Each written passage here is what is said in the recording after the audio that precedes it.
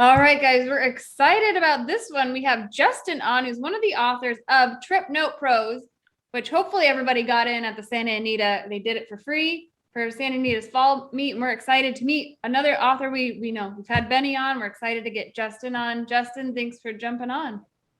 Oh, my pleasure. I'm excited to jump in. Absolutely. Welcome to the show. This is actually our only first timer for our Breeders' Cup shows. We're excited. Yeah, absolutely. And we're gonna break down race 6, which is the grade 2 juvenile turf sprint. 5 furlongs, obviously on the turf for $1 million. Justin, you want to lead us off with who you like here? Yeah, so the way I'm going to approach this juvenile turf sprint is that when it was held in Del Mar in 2017, it wasn't a Breeders' Cup race, but they did essentially run the same race without the Breeders' Cup label on it. And the Euros ran 1, 2, 3, 4. And I think European trainers are pointing to this race specifically because number one, it's 5 furlongs. It's a fast 5 furlongs.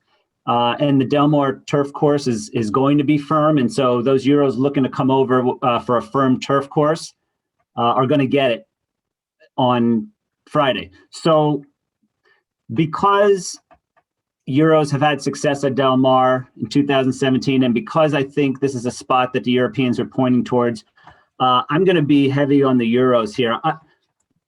The horse I like most is Armor for Richard Hannon, the number 7 horse. I loved his last race. That form line with Perfect Power, who's probably the best 2-year-old sprinter in Europe, is really strong form. And he had a little bit of a tough trip in that race.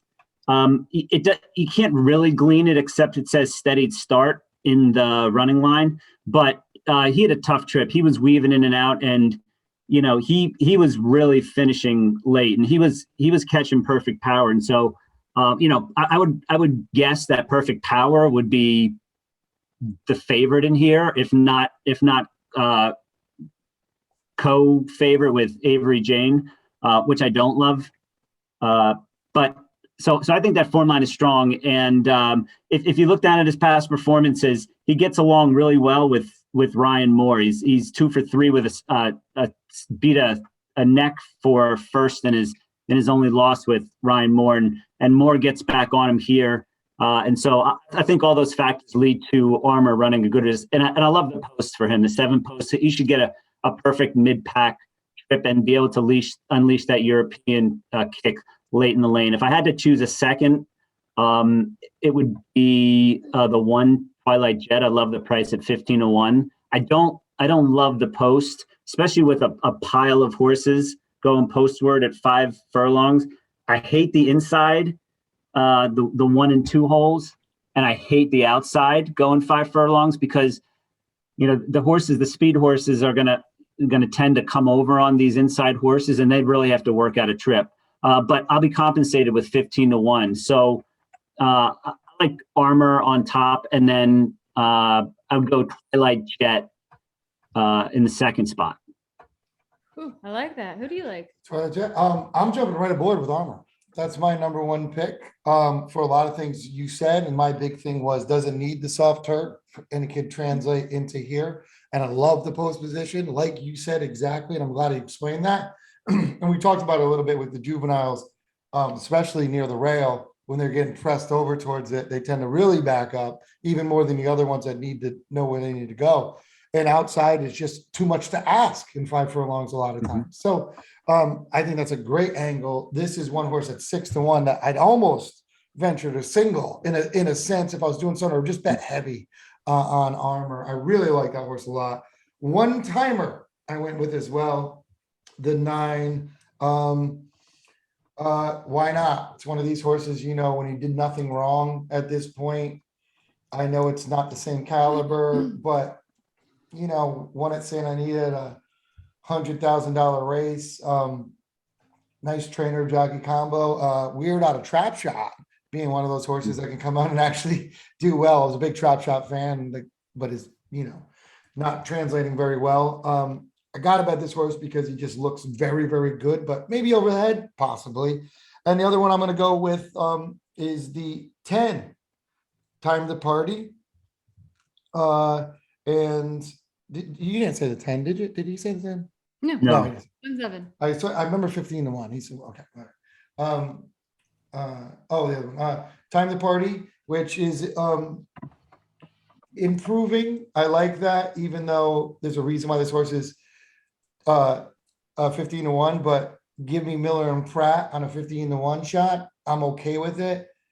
Had a terrible break last time. And I think this horse could be for the distance. Once again, right around there.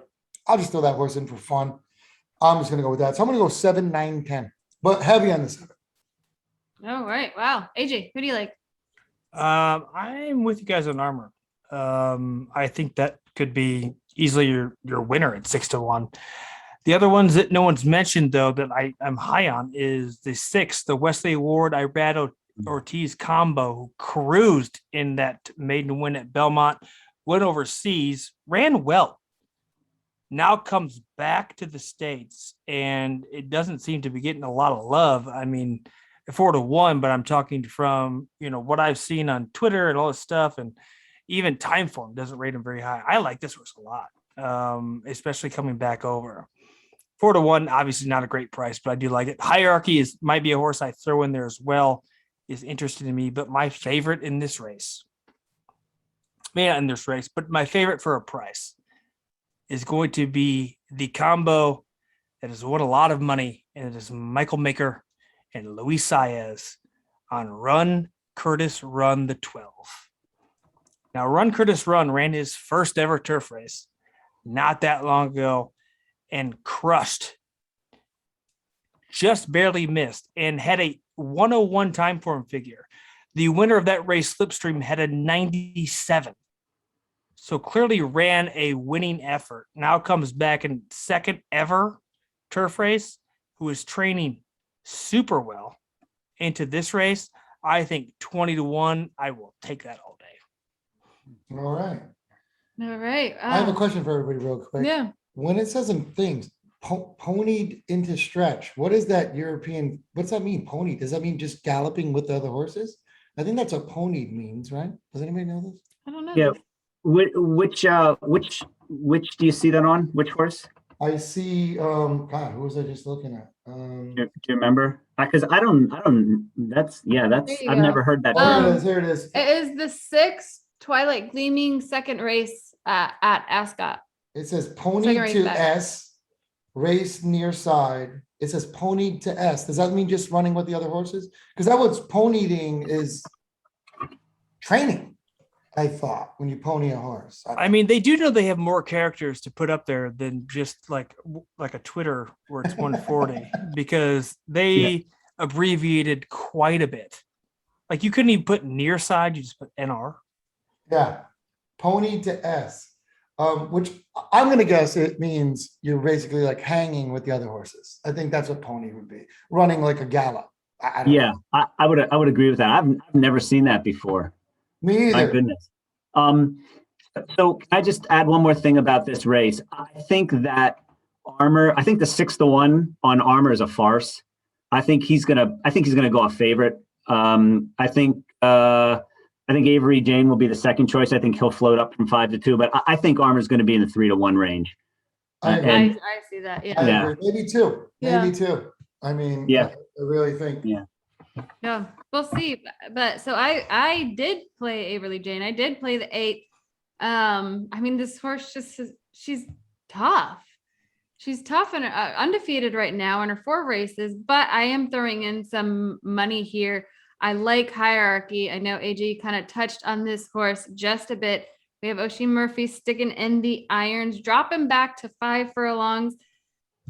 I think that 5 furlongs is where this horse is going to excel at. His last race, it's really interesting to watch. I did dig up a replay of that race, and it just seems like this horse is really coming into how to race as a horse. Is really proven, shown some great tactics in the field. So 12-1, I am definitely going to take him. Also, I'm with Justin here on the 1 Twilight Jet.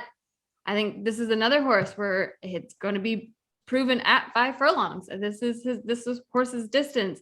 I think he has the speed to really get to the lead here, which he's going to need coming off the rail. I know the rail is a bit of concern, especially with this deep of a field.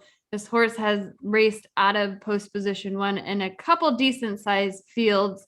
So we'll see, but I think the speed is in his favor to get him to the lead there, ahead of getting blocked. So I am doing 158. All right. And you didn't mention another angle on Avery Jane has done something that AJ has never been able to do, and that's beat vodka and water. It's a good angle, I know. Winless. Yeah. Vodka and water is undefeated. To everybody, not just To everybody, not yeah. just me. Yes. No, yeah, it's on all comers. right. Yeah. And if you can beat vodka and water, you have a shot anywhere. You're gonna go Yeah. far in life. Yeah. All right. So those are our picks for the Juvenile Turf Sprint.